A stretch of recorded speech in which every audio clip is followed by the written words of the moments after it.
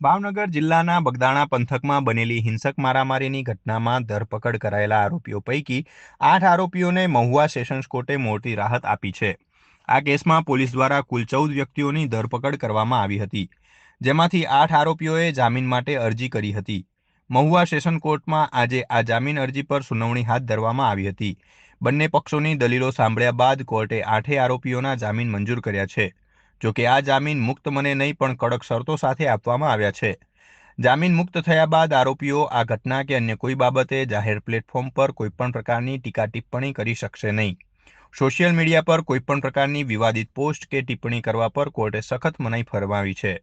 સમાજમાં શાંતિ ડહોળાય તેવા કોઈપણ નિવેદન કે પ્રવૃત્તિમાં સામેલ ન થવાની શરતે આ જામીન આપવામાં આવ્યા છે. બગદાણાની આ ઘટનાએ સમગ્ર પંથકમાં ચકચાર મચાવી હતી, ત્યારે કોર્ટના આ ચુકાદા અને તેની શરતો અને કાયદાની દ્રષ્ટિએ ખૂબ જ મહત્વની માનવામાં આવી રહી છે.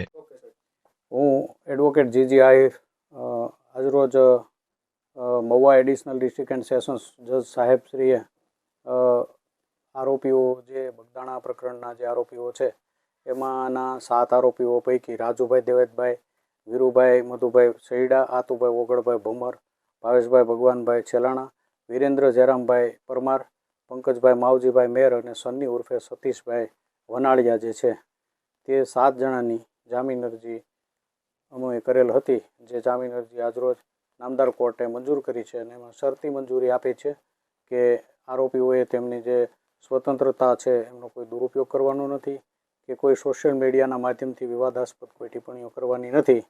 એ મતલબનો શરતી જામીન પર નામદાર કોર્ટે ચુકાદો આપ્યો છે અને એ જે ચુકાદો જે જામીન મુક્ત કરવાનો ચુકાદો આપ્યો છે એ અમને શિરોમાન્ય છે. સાહેબ, આમાં જે 7 આરોપીની જામીન અરજી થઈ કે 8 આરોપી? અત્યારે કુલ મળીને 8 આરોપીઓ છોડ્યા છે આજે સાહેબે, અને એમાં 7 આરોપીઓની જામીન અરજી મેં કરેલ હતી. બાકીના એક અમારા મિત્ર છે ભાવનગર, એડવોકેટ મારા લર્નેડ ફ્રેન્ડ છે જયુ મહેતા સાહેબ, એમણે કરી હતી. અને એ આરોપી પણ જે ઉત્તમ બાંભણિયા છે એમને પણ નામદાર કોર્ટે જામીન મુક્ત કરેલ છે.